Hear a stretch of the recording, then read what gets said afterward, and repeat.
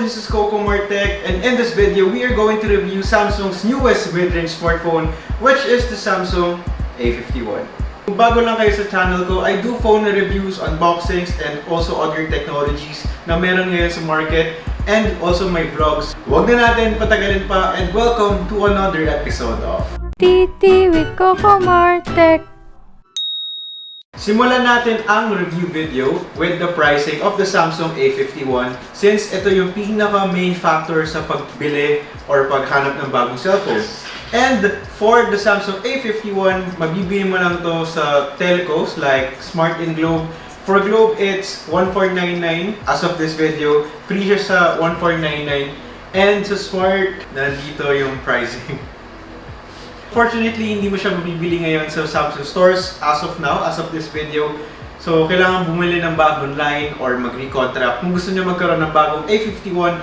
But you can also buy this phone online, since may mga tao na nagre-recontract, makuha ng line, and then binibenta lang yung phones sa online like Carousel or Facebook Marketplace.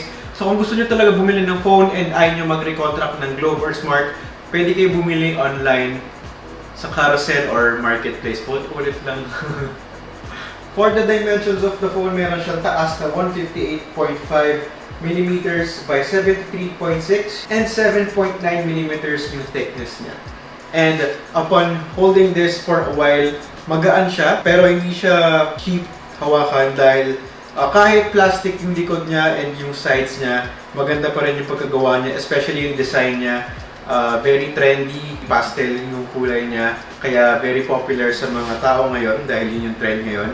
And of course, you have the design sa harap na meron kang display of 1080p by 2400 pixels. So 1080p screen siya, and you also have the punch hole display, which is very popular in 2020. So hindi na kayo masyado makakita ng mga teardrop notches or water drop notches sa mga phones. So kung okay lang sa'yo na may punch hole technology ka sa phone mo, which is for me okay lang dahil nasanay na ako. Hindi naman siya nakaka-obstruct habang nanonood ng mga videos and movies, kaya for me okay lang talaga siya. And yung punch hole design niya is ginaya from the Samsung Note 10. And yung likod niya mukha ng S20, so kung gusto niyo magmukhang mayaman pero medyo may budget kayo, pwede sa inyo to. Alam naman natin na ang Samsung is the leading company for creating amazing screens for your smartphones and other tech.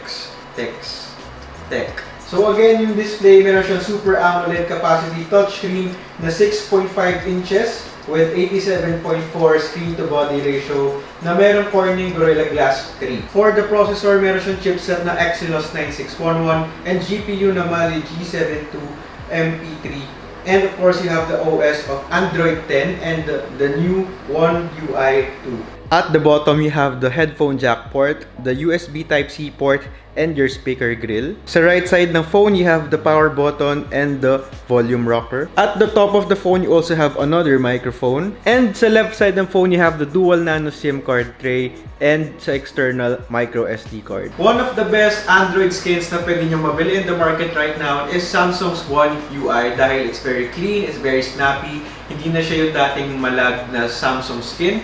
So kung mahilig talaga kayo sa Samsung or naghahanap kayo ng phone, Android phone na very snappy, and of course you have the amazing screen and capable processor, make sure to check out Samsung A51. Pero hindi pa tayo tapos, of course, marami pa tayong na-discuss about Samsung A51. For the memory, you can either have 4 gigs of RAM or 6 gigs of RAM, and you can also have 64 gigabytes of internal storage up to 128 gigabytes of internal storage. So, depende sa phone na pinili nyo. And of course, mas mataas yung price kung mas mataas yung specs na kinuha nyo or kukunin yung Samsung A51. Dual SIM din siya, and pwede ka magdagdag ng microSD card up to 1TB of storage. Isa sa mga main selling points of the Samsung A51 is meron kang 4 rear cameras, and ang main camera niya is meron 48 megapixels of aperture 2.0, 12 megapixels of ultra-wide with aperture 2.2, 5 megapixels for the macro lens, and 5 megapixel for the depth sensor. You can also use the night mode for the ultra-wide lens. So kung mahilig kayo mag-picture sa gabi, you can also use that. Sa pagkuha ng videos using the rear cameras, you can take videos up to 2K resolution with 30 frames per second. For the selfie camera naman, meron siyang 32 megapixels with aperture 2.2 and you can take videos up to 1080p with 30 frames per second. These are the photos I took with the Samsung A51. I'll be doing a separate video for taking videos with the A51 and we will see kung okay ba siya for vlogging, so make sure to subscribe and click the notification bell.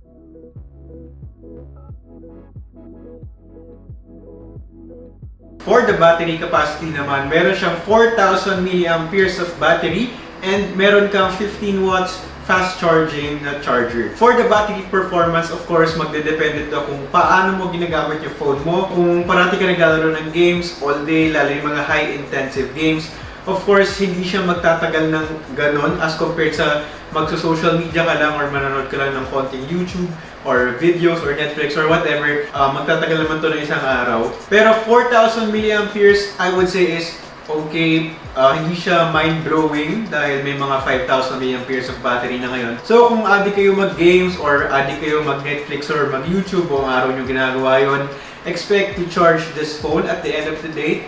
Pero as I've said before, depende pa rin sa paggamit nyo. Playing games is an amazing experience because of that Super AMOLED screen.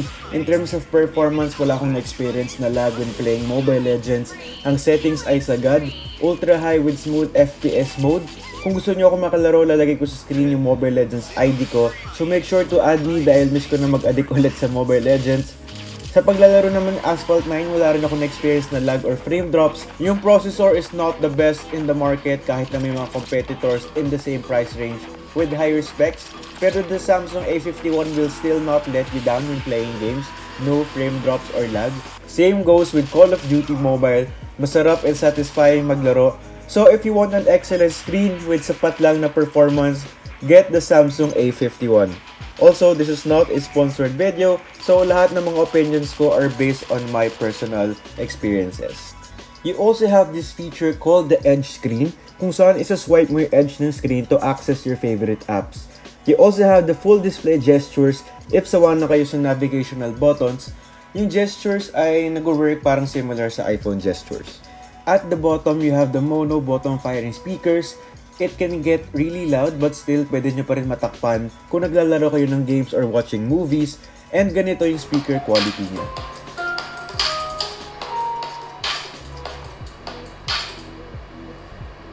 Hello, this is cocomarTech and in this video, nakita nyo naman sa title kung ano gagawin natin. So what can I say about the Samsung's new A51? So I really like this phone dahil it's not that expensive and dahil sa price lang na around 15,000 to 16,000 depende kung saan kayo tumitingin, again in carousel or in Facebook Marketplace. Mukha na siyang Samsung S20 yung flagship phones pero marami kayong mauuto dahil Samsung A51 lang pala.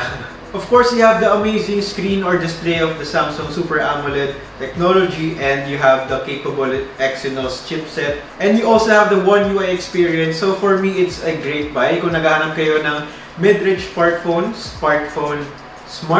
of course, again, kung naghahanap kayo ng Samsung A51, you can buy this in Looks Smart or online. So that's it for my review video. This is cocomarTech and I'll see you in my next videos.